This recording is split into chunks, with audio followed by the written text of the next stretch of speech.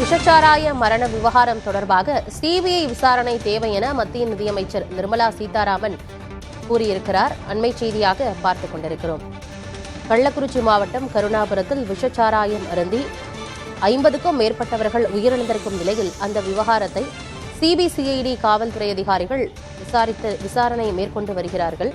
இந்நிலையில் சிபிசிஐடி விசாரணை என்பது வெறும் கண்துடைப்பு நாடகம்தான் என தமிழகத்தில் இருக்கும் எதிர்க்கட்சிகள் குற்றச்சாட்டை முன்வைத்து சிபிஐ விசாரணை தேவை என கூறி வருகிறார்கள்.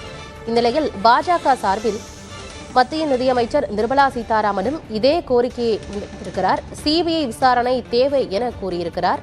அண்மை செய்தியாக பார்த்து வருகிறோம்.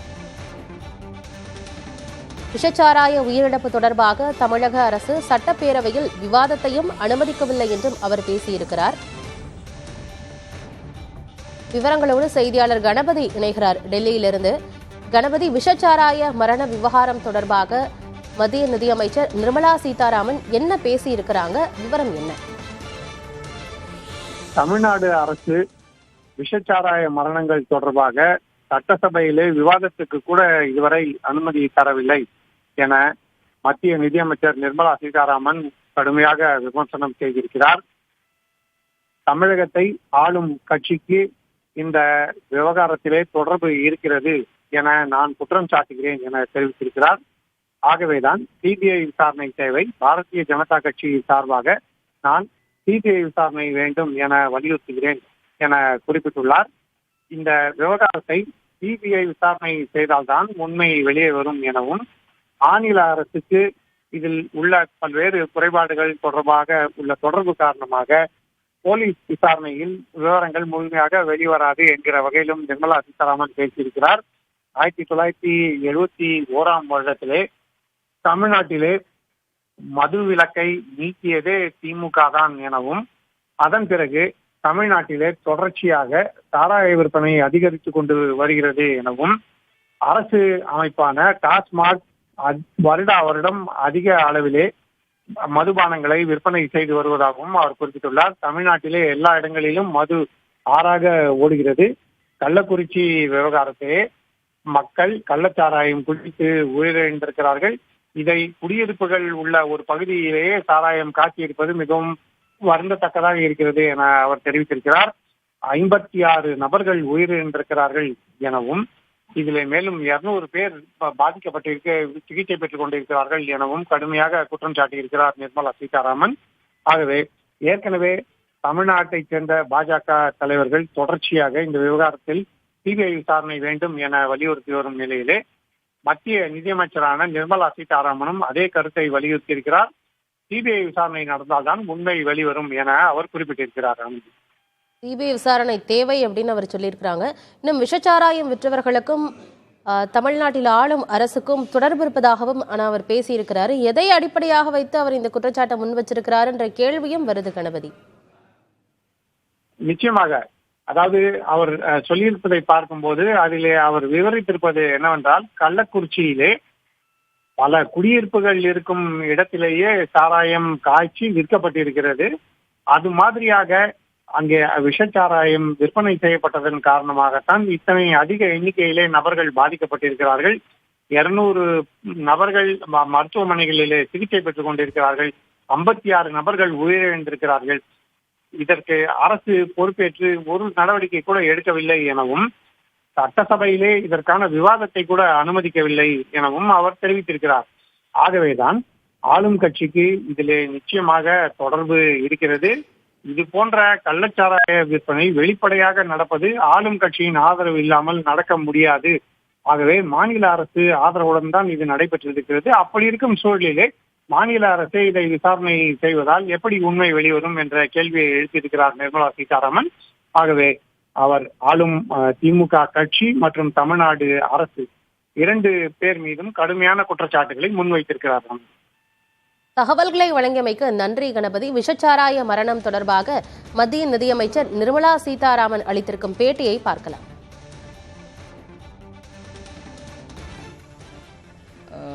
वजह से 56 लोग का मौत हुआ। इसके कारण 5 बच्चे दोनों माँ बाप का खो करके आज अनाथ हो गए हैं। और 200 से ज्यादा लोग आज भी हॉस्पिटल में इलाज ले रहे हैं और सम आज भी एक आध क्रिटिकल हालात में है। ये पूरे जहां नशाबंदी प्रोहिबिशन नहीं है, मतलब प्रोहिबिशन लागू नहीं है। இது குறித்து பேசுவதற்காக இணைப்பில் மூத்த பத்திரிகையாளர் திரு தராசு ஷாம் இணைப்பில் இருக்கிறார். சார் வணக்கம். வணக்கம் சார், விஷச்சாராய மரணம் தொடர்பாக சிபிஐ விசாரணை தேவை அப்படின்னு மத்திய நிதியமைச்சரும் பாஜகவுடைய ஒரு மூத்த தலைவருமான நிர்மலா சீதாராமன் சொல்லியிருக்கிறாங்க.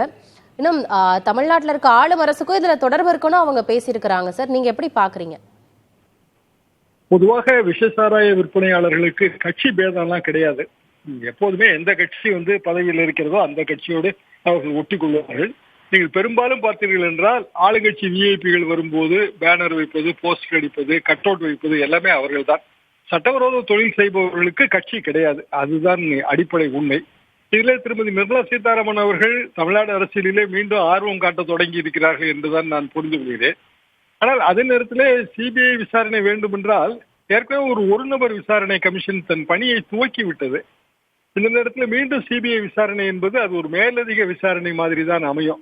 இன்னும் சொல்லப்போனால் 1980 இதே மாதிரியான ஒரு விஷசாராய வழக்கு, அது எம்ஜிஆர் ஆட்சி காலம், நீதிபதி சதாசிவம், ஓய்வு பெற்ற நீதியரசர் சதாசிவம் தலைமையிலே அந்த விசாரணை கமிஷனை அவர் அமைத்தார். அதற்கு பிறகு பிரதமர் இந்திரா காந்தி அவர்கள் சிபிஐ விசாரணை கொண்டு வரும்போது நீதிமன்றம் அதை ஏற்றுக்கொள்ளவில்லை.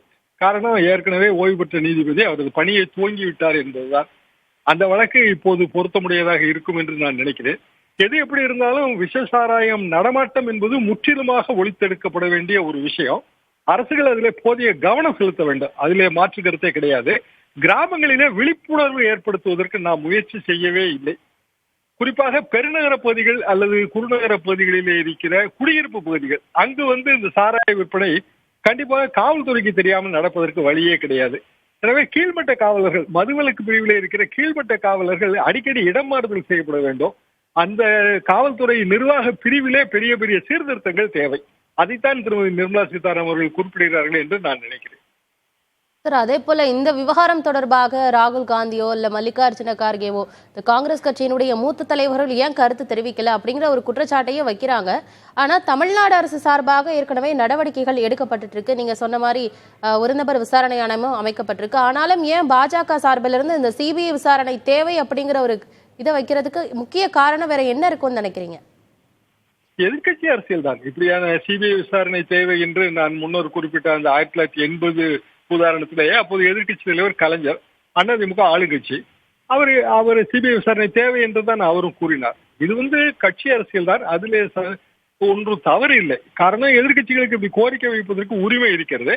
ஆனால் மல்லிகார்ஜுன கார்கே, ராகுல் காந்தி போன்றவர்கள் இது பற்றிய கவலையையும் வருத்தத்தையும் தெரிவித்திருக்கலாம். அது திருமதி நிர்மலா சீதாராமன் கூறுவது நியாயமான கருத்து தான்.